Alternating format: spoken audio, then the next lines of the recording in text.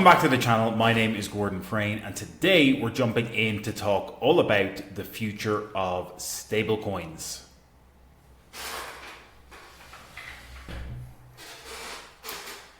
As always, if you enjoy the content, please make sure to smash that thumbs up button below, hit that subscribe button as well, and if you want to get notified about future videos, smash that bell notification icon. We're dropping videos every single day on the channel, so you're going to want to get notified.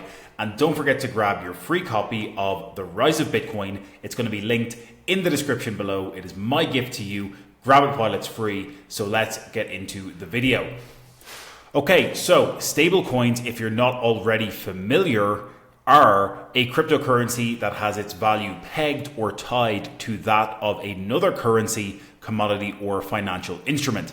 And the whole purpose of today's video is really to discuss the potential future of stablecoins and how they are impacting the current bull cycle. There's a lot of positive sentiment around stablecoins right now in the market, and in my opinion, stablecoins are going to be acting as a catalyst for capital inflow into the crypto market over the next few months and into the long term as well. So again, the top stablecoins in the market right now in terms of overall market cap, Tether is by far and away the largest stablecoin on the market, followed by USDC. So Tether and USDC, USDT and USDC, you're probably familiar with seeing these stablecoins because they are the most prominent stablecoins offered on all of these centralized exchanges like Coinbase, Binance, Bybit, KuCoin, etc. Pretty much all of the centralized exchanges will support Tether and USDC. Then we've got the likes of DAI, a decentralized stablecoin from the that's governed with a DAO. We've got First Digital USD, so FDUSD.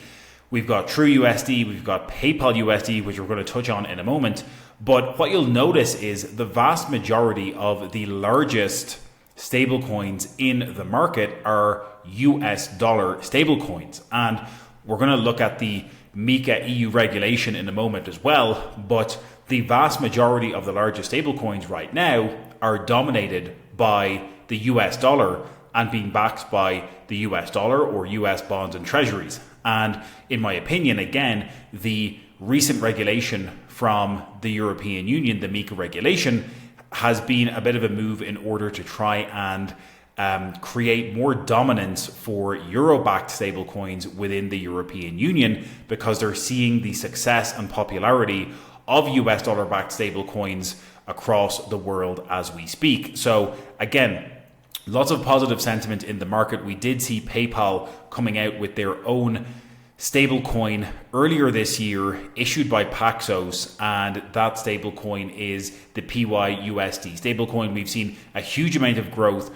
with the PYUSD stablecoin over the past few months, and we've seen a lot more PYUSD entering circulation, being minted over the course of the past few months since its launch. The other big story is the fact that Stripe are bringing back crypto payments with stable coins as well. So again, we saw the announcement from Stripe and John Collison for the fact that Stripe are supporting global stablecoin payments this summer. Transactions instantly settle on chain and automatically convert to fiat. So we've got, again, just zooming out and looking at the bigger picture here, we've got basically the two largest payment processors in the entire world adding stablecoins to their balance sheet and creating both an on-ramp and off-ramp for allowing transactions to happen and settle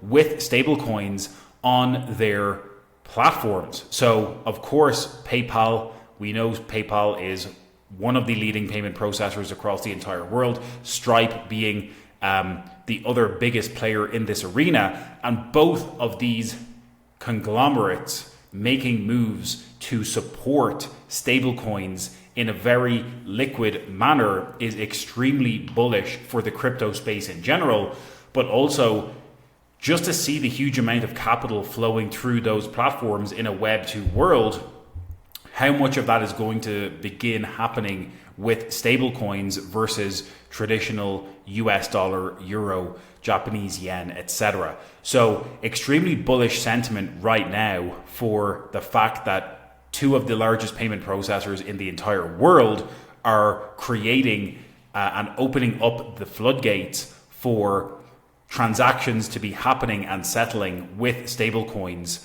over the course of the next few months. And again, the whole idea here is with stablecoins, for the efficiencies of scale that you gain from using stablecoins, for these guys, it's an extremely large cost saving, because the instant settlement on chain and the fact that you've got minimized cost compared to using traditional payment rails and using the likes of Visa and MasterCard for multi-day settlements where they're charging 2-3% fees. When you're using stablecoins to settle transactions and remittances, it is happening at a fraction of the cost and at a multiple of the speed. You're having transactions settling within minutes rather than waiting for bank transfers that take multiple days and sometimes even weeks to settle. So lots of huge positive sentiment in terms of two of the largest payment processors in the entire world making big moves to embrace stablecoins in the coming months and into the future. And we mentioned the EU MiCA regulation here just a few minutes ago, but basically this was passed in April 2023 and came into effect in June 2024, just last month, for stablecoins within the EU market. And again, what we're seeing here, in my opinion, is the fact that the European Union have noticed the popularity of stablecoins across the world, and the fact that the US dollar has become the de facto currency for stablecoins across both the US but also with Asia, Russia, etc., as we'll see in a moment. And they want to have tighter regulation on the stablecoin market within the European Union, basically so that they can continue to create euro-backed stablecoins for use within the EU and for cross-border settlements with other markets when they're doing trading for commodities, when they're doing trading for everything between the EU and other markets. So very big news happening here. We did see USDC created by Circle have been approved for their euro-backed stablecoin and USDC dollar-backed stablecoin within the European Union already, since these regulations have come into effect. USDT Tether is still working on their approval for the MiCA regulation. I think given the fact that they have and are holding a huge amount of US treasuries as collateral for the USDT, rather than having direct dollars as collateral for all the USDT in existence. But again, they would need to do some changes, I think, in order to become compliant. But once again, I think the EU are going to be making a big push for stablecoin minting in a regulated environment for euro-backed stablecoins over the coming months and years. Again, we just mentioned that what we're now seeing is other nation states beginning to leverage the power of stablecoins across the global markets. And Russia and China are beginning to settle key deals using stablecoins like USDT amid different US sanctions. So, we saw recently that Russia are now denoting other trade deals with other markets in the Chinese yuan instead of the US dollar, and people are moving away from using the US dollar as their world reserve currency. But the ability for them to use stablecoins to instantly settle transactions for cross-border sales and cross-border settlement is giving them a much more cost-efficient way of doing business with a stable currency. So again, Russia, China are settling key deals using USDT amid US sanctions. The stablecoin sector is gaining significant traction as it facilitates Russia in settling deals with China. Notably, this shifting focus towards crypto is driven by the challenges posed by international sanctions. Meanwhile, a recent Bloomberg report highlighted that Russia firms are increasingly turning to stablecoins to execute financial transactions with Chinese counterparts. So again, we're seeing the adoption and use of stablecoins not just in markets where they are, technically native, like the US dollar for the US market, but other nations using stablecoins to settle transactions in a more efficient and cost-effective way. So again, all of this showing us where the world is moving in terms of leveraging cryptocurrency and stablecoins for international settlements, doing business in a much more cost-effective manner. So the big key takeaway here for me is the fact that we're seeing increasing use of stablecoins. We're seeing regulation coming into place that make stablecoins fair game for international transactions and cross-border settlements. If we jump over to rwa.xyz, we can see what's actually happening here in terms of stablecoin growth and adoption. In terms of the overall market cap, we did see a little bit of a dip here throughout 2023, but big increases again this year in 2024 thus far, with over 160 billion worth of stablecoins in the overall market cap. We're seeing again USDT, USDC, DAI, BUSC, USDE, FDUSD as the leading stablecoins in the market.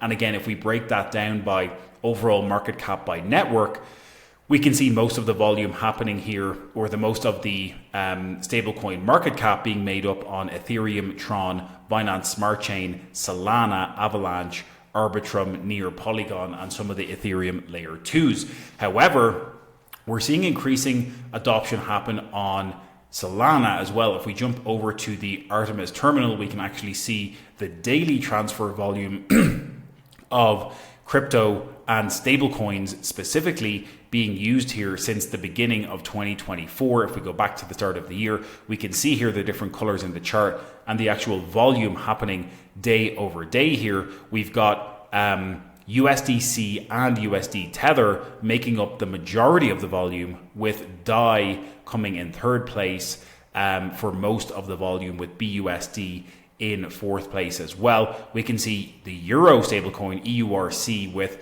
about the 6th or 7th largest volume per day. We did see this volume pick up a lot here in the kind of April and May period, when we saw Bitcoin putting in some of those all-time highs, and when we saw the market having a lot of volume flowing through it. We have seen a bit of a cool off in the past few weeks, and interestingly, this began to happen around the June 15th to 20th time period when the MiCA regulation was coming into effect. So I don't know if there is a correlation there between the actual regulation coming into effect and the amount of volume that's going through certain stablecoins, but interesting to see that pattern playing out here. But again, USDC and USD Tether making up the vast majority of stablecoin transfer volume on a daily basis. Again, these are the two most supported stablecoins across most of the centralized exchanges. And if we break it down by chain or network, we can see that Solana in the green here is and has been making up the vast majority of stablecoin volume across all of the various networks. We can see Ethereum in second place, and then Tron in third place, BNB Smart Chain in fourth, Arbitrum in fifth, Blast in sixth, and Base in seventh.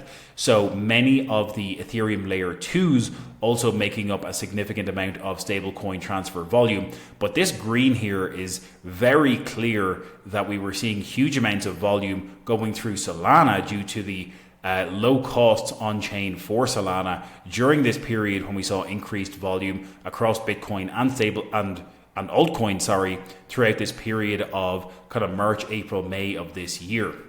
So again, very interesting to see what chains we're seeing the most action on. Again, we're seeing a pickup in Tron and a reduction in Solana over the past couple of weeks, but lots of interesting stuff going on from an on-chain perspective with stable coins over the course of 2024 thus far.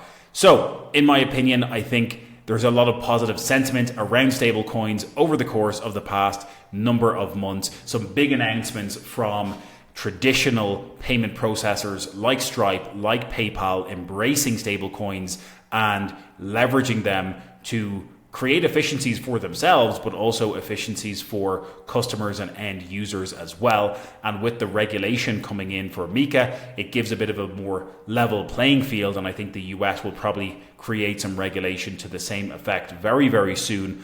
But in my opinion, the huge amount of adoption of stablecoins, the increase in stablecoin market cap that we're seeing over the past few months here since the beginning of 2024 is a bullish signal. And I think the amount of liquidity we're going to be seeing in the crypto space over the next few months is going to be increasing, and a significant portion of that, I believe, will be thanks to stable coins in the market. As always, if you enjoy the content, please make sure to smash that thumbs up button on your way out the door.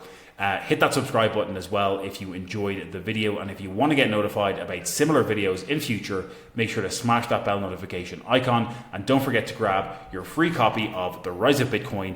It is my gift to you. It's linked in the description below. Grab it while it's free. And as always, we will catch you in the next one.